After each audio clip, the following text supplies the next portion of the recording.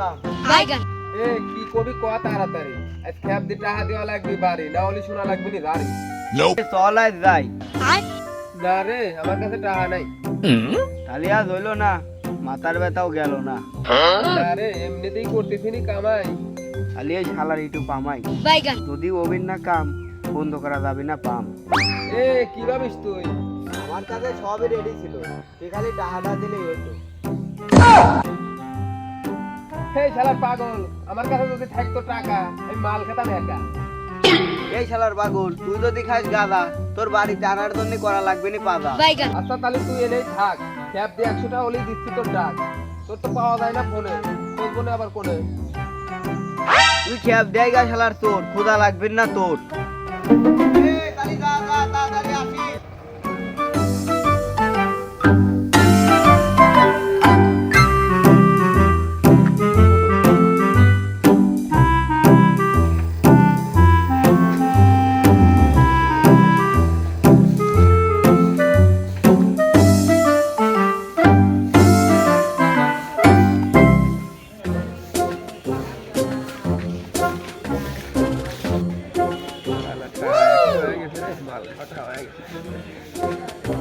ভাই তুই আগে ফোন লাগে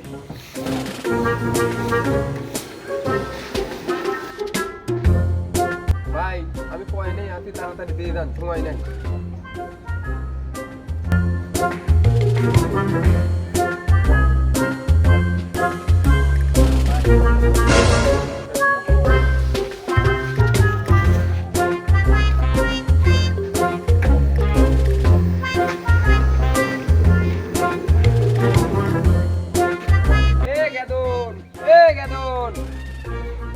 শালা দিচ্ছি এত ডাক এ আমি তলিয়াই দি থাক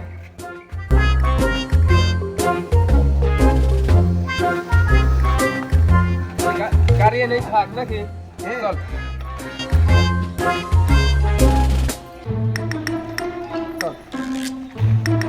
আয় তাহলে আয় টক করি বয় এই শালার পাগল তোর সে সেটিং করি কো আরে শালার পাগল সবই রেডি আছে দাঁড়া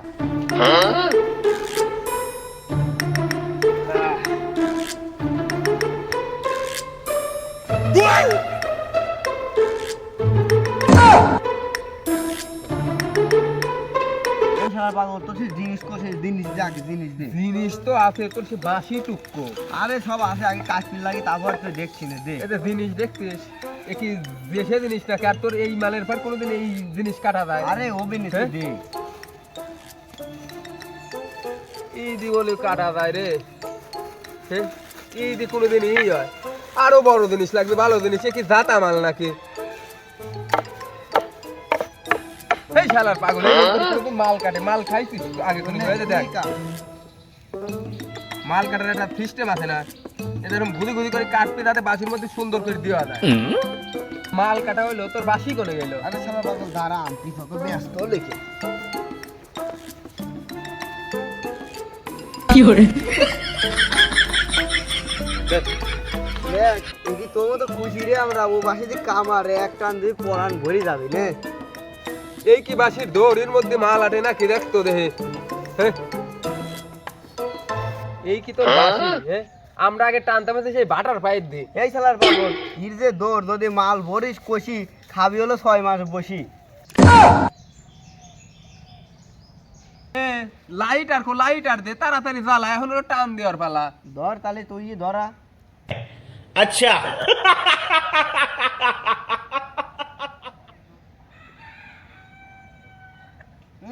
পুরি গেল রে দিতে টান দে আইস্তি মালে দা যায় যাইছে শালা পাগল না দিলে বসবো বাইগান আমারে গেছে রে আর আরে চল আমার না বাদ দিয়ে চল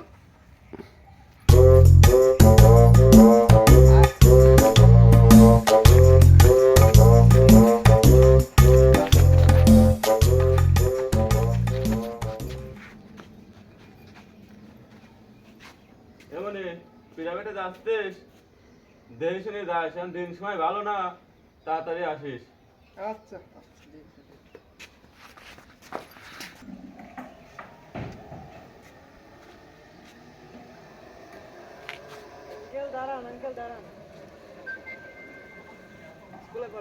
হ্যাঁ ওঠো।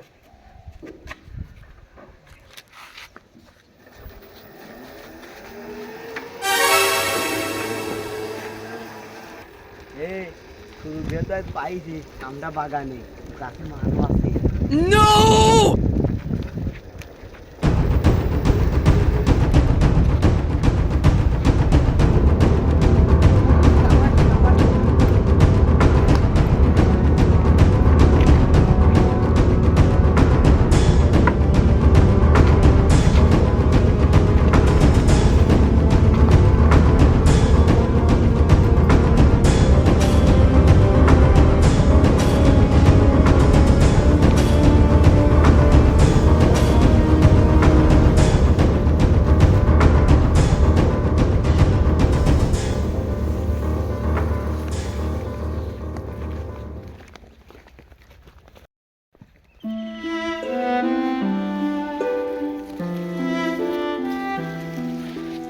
খরা পড়তিতে গাছে কি পানি দিয়েছে স্প্রিমালা গাছটা আসলে বিধা বিধা লাগতে মনে হয় দিয়েছে কি রে খেতের আইলে বই এ তো দেখতে আমার কলেজের বই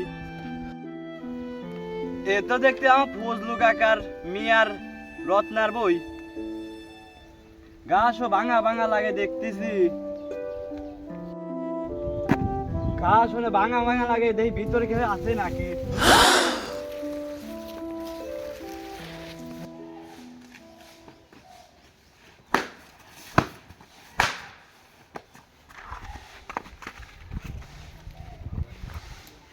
সাহেব দেখেন আমি আর এরকম করে করছে আপনার একটা বিচার চাই। তাহলে এখন তোমরা যেহেতু সবাই চলে আইসাও, ওরা যে কামটা করলো, এ তো গরিব মানুষ, এখন তো টাকা পয়সার বিনিময়ে 10-20 লাখ টাকা দিলেও কিন্তু এ সম্মান আর আসে না। তাহলে এদের কিন্তু কঠিন একটা বিচার হওয়া দরকার, আর এমন শাস্তি দিতে হবে যাতে পুরো গ্রাম এটা বুঝা যায় যে নেক্সট টাইম আর এরকম কিছু করা যাবে না। না আপনারা কি বলেন? ঠিক ঠিক সঠিক বিচার চাই। এটা কাজ করছে, এর বিচার না হলে এদের গ্রামে থাকা যাবে না। তাহলে ওরা যে কাজটা করলো, এই কাজ তো বিগত 100 বছরেও আমাদের গ্রামে হয়নি। আমাদের গ্রামে তো দূরের কথা, আশেপাশের 2-4 গ্রামেও হয় নাই। এখন তাহলে ওদের শাস্তির ব্যবস্থা করা হোক, আপনারা কি বলেন? আচ্ছা ঠিক আছে শামীম সাহেব, তাহলে আপনি ওদেরকে শাস্তির ব্যবস্থা করেন।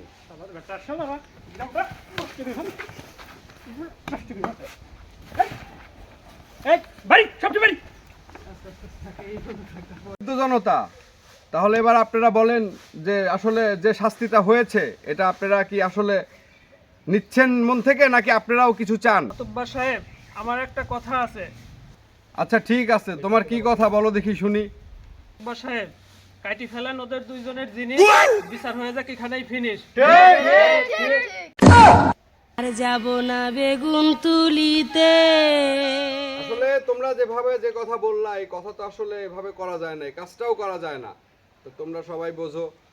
তো বিষয়টা হচ্ছে আমাদের ইসলামী আইন মোতাবেক তাদেরকে শাস্তি দেওয়া হোক, আমি সেটাই ডিসিশন নিলাম। তো উৎসুক জনতার হাতে তাদেরকে আমি হস্তান্তর করে দিলাম। তোমাদের ইচ্ছা মতো তাদেরকে তোমরা ইসলামী শরিয়া মোতাবেক মারতে মারতে মেরেই ফেলো। না না না, আপনি যেটা বলছেন মাতব্বর সাহেব সেটাই ঠিক আছে। এদেরকে ইসলামী আইন অনুযায়ী গণপিটনে দিয়ে এবং পাথর নিক্ষেপ করে মেরে ফেলা হোক, আমি আপনার সাথে একমত। সবাই আপনারা ঠিক আছেন তো তাহলে?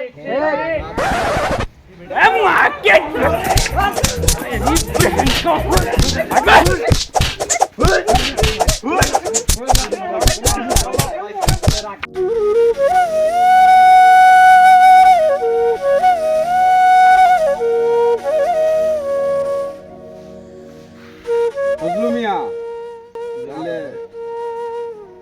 ওদের তো কি অবস্থা তুমি দেখলাই, এখন তুমি কি বলো এই বিচারে? তোমার কি আমার বলো? মিয়ার সম্মান গেছে, ওরে জীবন গেছে, আমি খুশি। আচ্ছা ঠিক আছে।